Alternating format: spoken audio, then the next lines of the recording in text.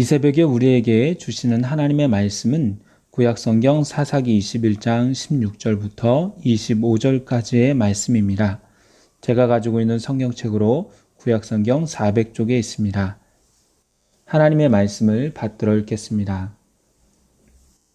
회중의 장로들이 이르되 베냐민의 여인이 다 멸절되었으니 이제 그 남은 자들에게 어떻게 하여야 아내를 얻게 할까 하고, 또 이르되 베냐민 중 도망하여 살아남은 자에게 마땅히 기업이 있어야 하리니 그리하면 이스라엘 중에 한 지파가 사라짐이 없으리라. 그러나 우리가 우리의 딸을 그들의 아내로 주지 못하리니 이는 이스라엘 자손이 맹세하여 이르기를 딸을 베냐민에게 아내로 주는 자는 저주를 받으리라 하였음이로다 하니라.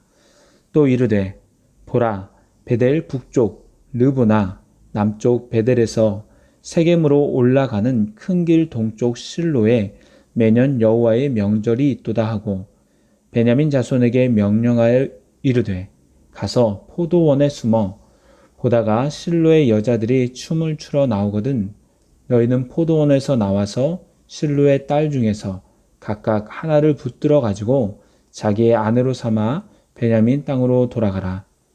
만일 그의 아버지나 형제가 와서 우리에게 시비하면 우리가 그에게 말하기를 청하건대 너희는 우리에게 은혜를 베풀어 그들을 우리에게 줄지니라. 이는 우리가 전쟁할 때에 각 사람을 위하여 그의 아내를 얻어주지 못하였고 너희가 자유로 그들에게 준 것이 아니니 너희에게 죄가 없을 것이니라 하겠노라 하매, 베냐민 자손이 그같이 행하여 춤추는 여자들 중에서 자기들의 숫자대로 붙들어 아내로 삼아 자기 기업에 돌아가서 성읍들을 건축하고 거기에 거주하였더라. 그때 이스라엘 자손이 그곳에서 각기 자기의 지파, 자기의 가족에게로 돌아갔으니 곧 각기 그곳에서 나와서 자기의 기업으로 돌아갔더라. 그때에 이스라엘의 왕이 없으므로 사람이 각기 자기의 소견에 옳은 대로 행하였더라. 아멘.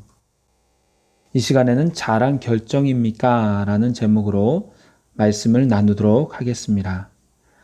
오늘의 말씀을 이해하려면 21장 처음부터 봐야 하는데요.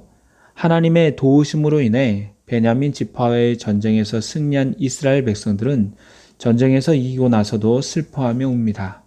왜냐하면 온 이스라엘이 미스바에서 모였을 때 베냐민 지파에게는 절대로 딸을 주지 않기로 맹세하였는데 현재 베냐민 지파에는 모든 여성과 노인들은 죽고 남자만 600명 남았기 때문입니다. 이 상태라면 600명의 베냐민 장정들은 이스라엘 밖에서 결혼하지 않는 한 독신 생활을 할 처지에 놓이게 되었고 그 결과는 한 지파의 멸망이었습니다. 한 지파가 완전히 사라질 위기에 처하자 이스라엘은 나름대로 해결책을 만들어냅니다. 이전에 베냐민을 치기 위해 온 이스라엘이 모일 때 야베스 길랏 주민은 한 사람도 모이지 않은 것을 기억합니다. 우선 그들이 모이지 않은 것에 대한 벌로 길르앗의 모든 남자와 아이들, 귀여운 여성들은 다 죽이고 처녀들만을 살려둡니다. 이렇게 처녀들 400명을 얻습니다. 그래도 200명이 부족합니다. 또다시 고민합니다. 그 고민하는 것이 오늘 본문 16절에 나와 있습니다. 회중의 장로들이 이르되 베냐민의 여인이 다 멸절되었으니 이제 그 남은 자들에게 어떻게 하여야 아내를 얻게 할까 하고, 이런저런 고민을 하던 그들 중에서 누군가가 한 가지 제안을 합니다.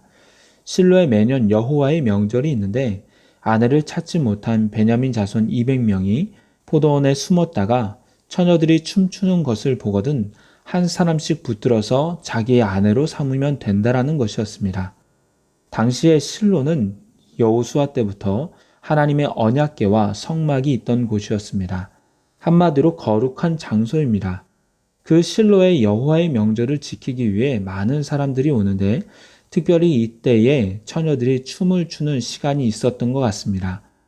성경학자들은 유월절, 맥주절, 초막절의 3대 절기 중에 춤을 추었다는 것에서 유월절로 보기도 합니다. 이렇듯 하나님의 언약궤가 있는 종교적인 중심지인 실로에서 여호와의 명절을 지키기 위해 온 실로에 있는 여인들을 납치하면 된다라는 것입니다. 21절에 실로의 여자들이라고 되어 있지만 여호와의 명절을 사모해서 각 지방을 포함하는 전국에서 온 여인들도 있었을 것이고 또한 실로 성소에서 수종드는 여인도 있었을 것이며 실로의 주민도 있었을 것입니다.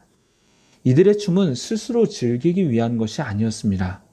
모세의 누이인 미디암과 그를 따라 모든 여인이 찬양하듯이 하나님께서 애굽 땅에서 구원해 주시고 지금까지 지키시고 보호하신 것을 감사하며 하나님을 몸으로 찬양하는 춤이었습니다. 그런 그들을 어떤 동의도 없이 납치할 계획을 세우고 있는 것입니다. 이스라엘의 장로들에게 있어서 처녀들의 신앙과 믿음은 상관없었습니다. 그들의 미래는 상관없었습니다. 오직 이스라엘이 자신의 딸들을 베냐민 자손에게 결혼시키지 않겠다라고 하나님 앞에 했던 맹세만 지키면 된다라고 생각했습니다. 그러면서 핑곗거리를 생각해냅니다. 첫 번째 핑계는 22절의 중반부까지 나와 있습니다. 만일 그의 아버지나 형제가 와서 우리에게 시비하면 우리가 그에게 말하기를 청하건대 너희는 우리에게 은혜를 베풀어 그들을 우리에게 줄지니라. 만약에 그의 아버지나 오빠나 동생이 와서 어떻게 이런 일을 할 수 있느냐?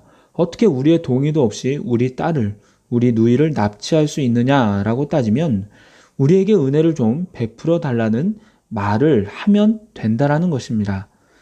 은혜는 주는 사람이 받는 사람에게 자비와 사랑으로 베푸는 것입니다. 그럴 때 주는 사람도 좋고 받는 사람도 기쁨과 감사가 넘칩니다. 하지만 이런 상황은 주는 사람이 주체가 되는 은혜가 아닙니다.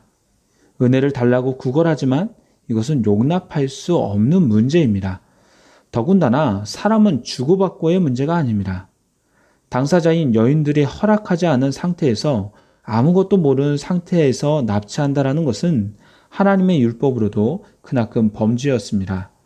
출애굽기 2장 16절에는 사람을 납치한 자가 그 사람을 팔았든지 자기 수하에 두든지 그를 반드시 죽이라 라고 말합니다. 또한 신명기 24장 7절에는 사람이 자기 형제 곧 이스라엘 자손 중 한 사람을 유인하여 종으로 삼거나 판 것이 발견되면 그 유인한 자를 죽일지니 이같이 하여 너희 중에 악을 제할지니라 라고 말합니다. 사람을 납치하는 것은 율법 중에서도 보통 죄가 아닙니다. 죽음으로 다스리는 죄입니다.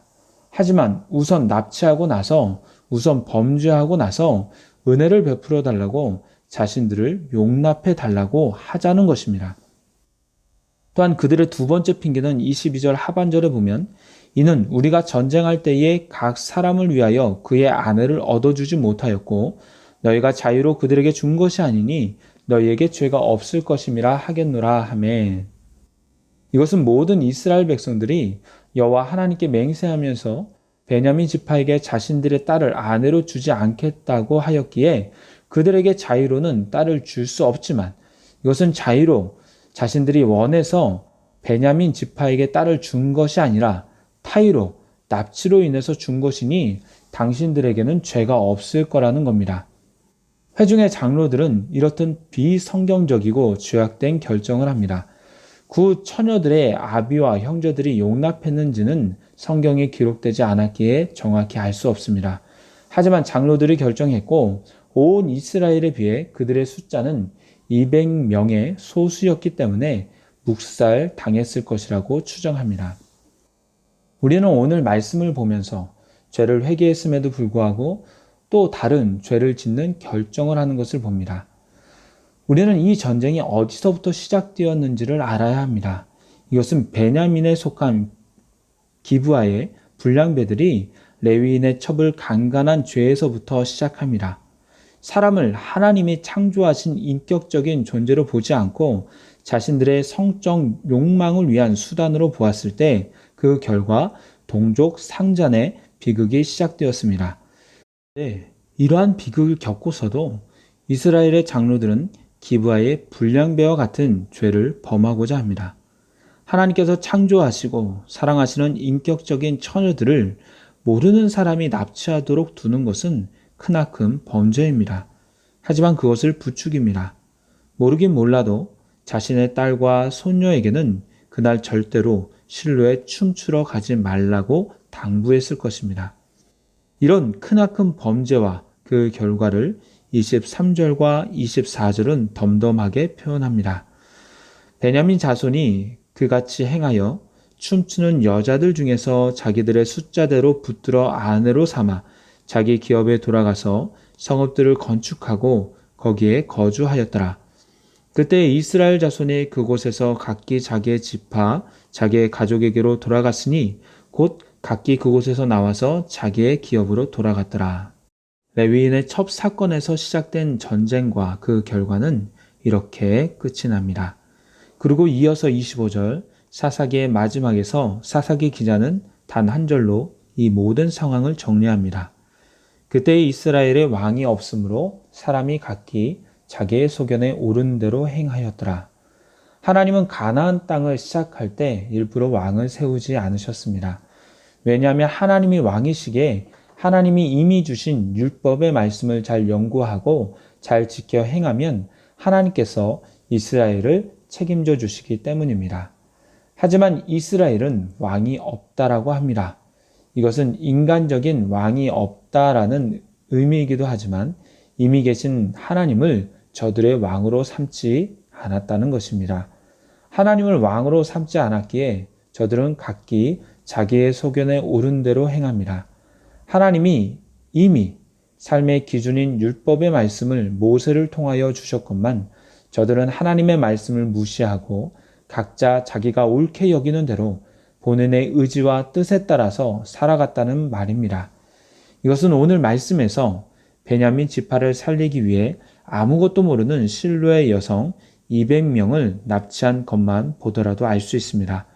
본인들은 잘했다고 잘 생각했다고 여길지 모르지만 그것은 하나님의 뜻과는 정반대인 선택을 한 것입니다. 이제 오늘 말씀을 맺도록 하겠습니다. 오늘 말씀의 제목은 잘한 결정입니까? 입니다. 이스라엘 장로들은 스스로의 결정에 만족했을 것입니다.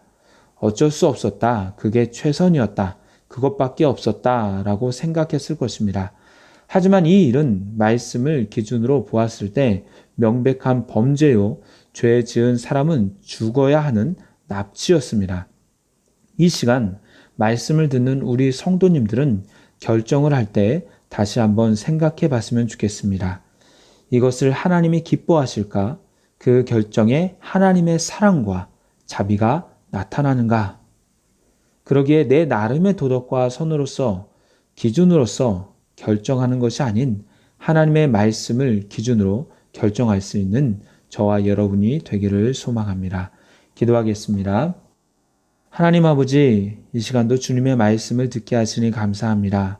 세상을 살아가면서 저희들 나름대로는 잘한 결정이라고 스스로에게 말하지만 그것이 진정 하나님의 말씀의 기준이었는지, 진정 하나님이 기뻐하시는 결정이었는지 돌아봅니다. 하나님, 오늘도 선택을 해야 할 시기가 있을 때에 어떠한 선택과 결정을 하든지 주님의 영광을 드러내는 결정을 하게 하시고 저희들을 통해 주의 영광이 드러나게 하여 주시옵소서. 예수님의 이름으로 기도드리옵나이다. 아멘. 생명의 말씀으로 나를 채우사 주의 길에